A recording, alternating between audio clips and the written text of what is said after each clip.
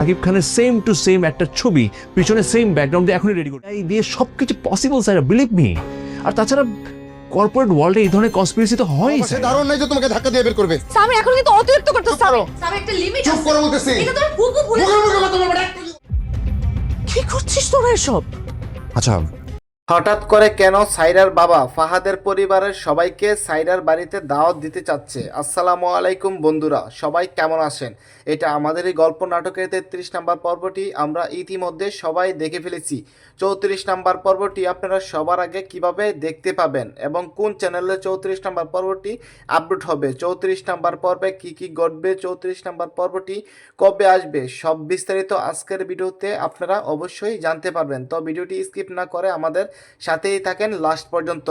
আপনারা তো প্রথমে দেখতে পাচ্ছেন যে সাইরার বাবা কিন্তু ফাহাদের পরিবারের সবাইকে দাওয়াত দিয়ে তাদের বাড়িতে নিয়ে আপ্যায়ন করবে, কিন্তু আপনারা এদিকে আরো দেখতে পাচ্ছেন যে মেহেরিন আর সামির কিন্তু খুব কষ্টে সংসার চালাচ্ছে।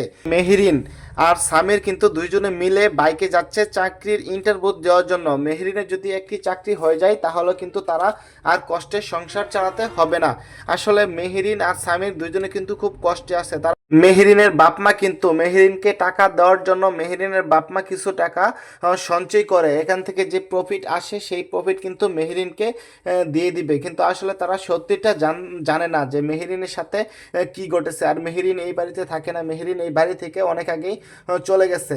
সামির আর মেহেরিন কিন্তু একসাথে থাকে, খুব কষ্টে তারা জীবনযাপন করছে। আপনারা 34 নাম্বার পর্বে অবশ্যই আপনারা দেখতে পারবেন যে মেহেরিনের কিছু চাকরি হতে পারে। আর মেহেরিনের যদি চাকরি হয় তাহলে কি তার বাপমা, মেহেরিনের বাপমা কি তাদেরকে বাড়ি নিয়ে আসবে নাকি এখানেই রাখবে?